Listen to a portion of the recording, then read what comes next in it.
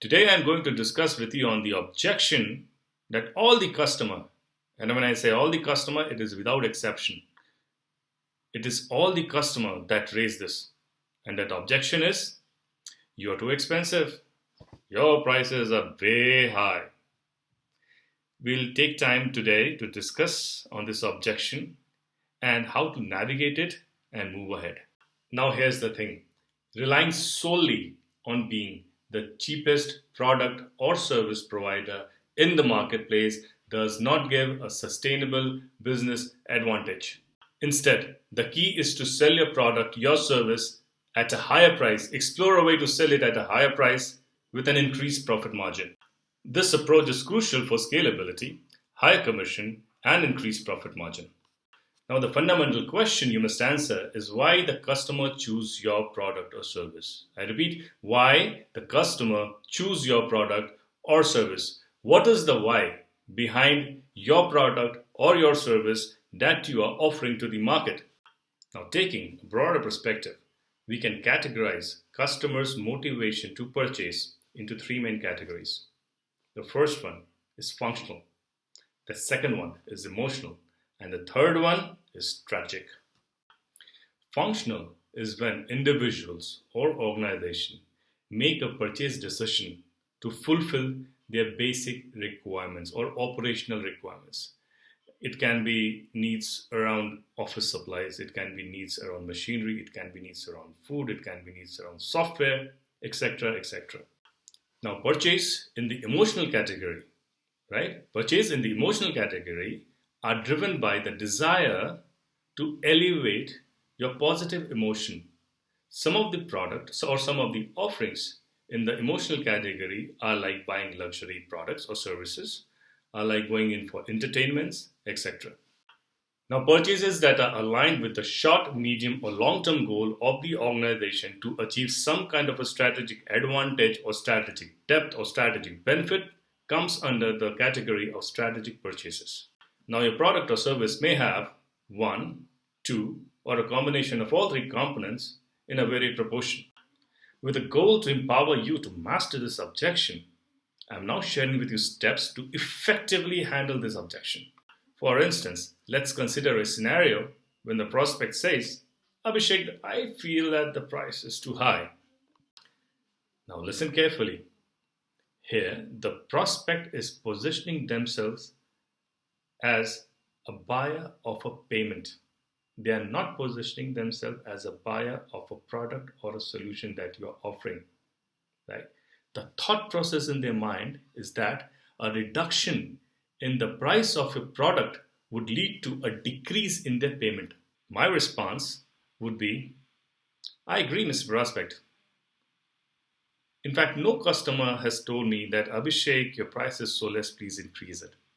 Right? So apart from the price, are you satisfied with the benefits and the payment term that we are offering?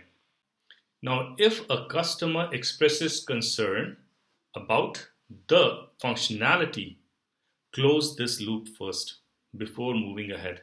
I repeat, close this loop first. Now, if the customer says that, Abhishek, I'm not concerned that much about the payment terms or about the value or the benefits your organization is offering because it is fitting my requirement. But what my concern is that your price is high. Listen carefully. It is crucial to recognize that money is a topic that can evoke strong emotional response from organizations or individuals. There has been numerous instances in the past where it has been the core or the sole reason for any dispute. My response, Mr. Prospect, I understand. Just out of curiosity, could you please help me know why you feel this product or this service is too expensive? Is it in respect to what you are currently owning or having? Is it with respect to something that you are also evaluating along with us as an alternate option, or with respect to your budget? This question narrows down their perspective to three options and prompting them to respond. Now, in a scenario when the prospect is comparing your offerings, be it a product or a service, with respect to what they are already using, my question to them would be, Mr. Prospect, Would you mind me asking why in the first case we are talking? To best of my understanding, why we are talking right now is because you have got challenges around A, B, C, and D. And here is my product which is addressing all those challenges. So would it not make sense to invest a little more and get all those issues resolved? If the prospect still insists on the price, my response to him is, Mr. Prospect, help me answer a question. What is a priority for you? A value or a price? I have so many customers like yours who own our product or a solution and are gaining benefit what you are looking in for. And I feel that you have already paid because of this delay. So help me know how should we move forward.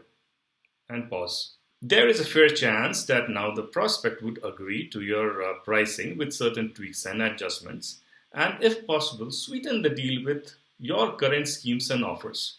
This would help you close the deal faster, as the customer would be tempted to close it now because they are getting these offers right now. In the second scenario, when your prospect is comparing you against an alternate option, it is pretty straightforward when your offering is of exceptional value. My next question would be, Mr. Prospect, take a guess. Why we are more expensive than others in the market? The prospect may say, well, because you must be doing something better than the others, or your product is better, or your services are better. My subsequent question to the prospect is, Mr. Prospect, you decide. You want to own the best, or you want to buy the cheapest? You decide. The prospect may say, well, I would prefer going ahead with the best. You see, you have to understand something here. Nobody expects you to be the best if you are the cheapest. Nobody expects you to be cheapest if you are the best. Cheapest and best doesn't go together. Cheap and best is a marketing statement. If something is cheap, it cannot be best. If something is best, under no circumstances it would be cheap. And customers do understand it. That's how people understand price. That's how people understand value. So next time when your customer tells you you're too expensive or you're damn expensive, take it as a compliment and navigate. There is an alternate way to handle the same objection. It's like, Mr. Prospect, if, say for example, and I don't commit, if say for example, I am able to match the price what you are getting from the competition, would you prefer doing business with them, or would you prefer doing business with us? Now in this case, if the prospect says, well, I would prefer working with them or doing business with them, now here's a red flag for you.